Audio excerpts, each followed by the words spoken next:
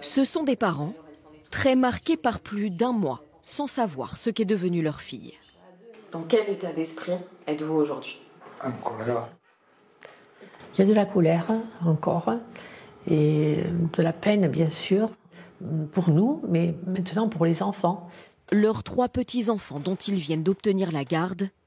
Décision prise par un juge suite à la mise en examen pour homicide volontaire sur conjoint et le placement en détention provisoire d'Alexis J, leur gendre.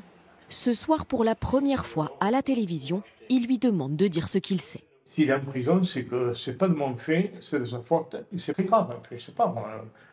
Qu'ils disent où est notre fille, ça, si vous pouvez le dire, ça serait déjà bien.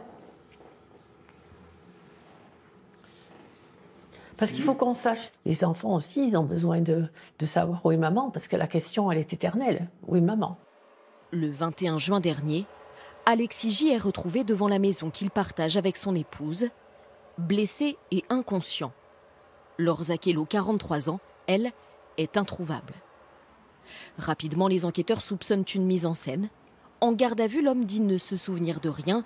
Il présente de nombreuses égratignures.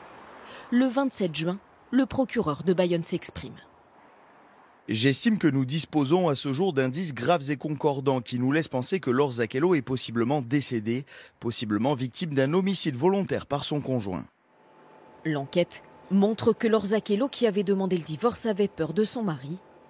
Pour l'avocat des parents, la personnalité du principal suspect interroge. On a affaire à un homme qui pratiquait le survivalisme, qui a une connaissance parfaite du terrain et l'histoire des armes, qu'il y ait un véritable arsenal au domicile d'Alexis et donc de Laure, nous fait craindre qu'il y ait aujourd'hui de grandes difficultés à retrouver celle qui est chère à la famille.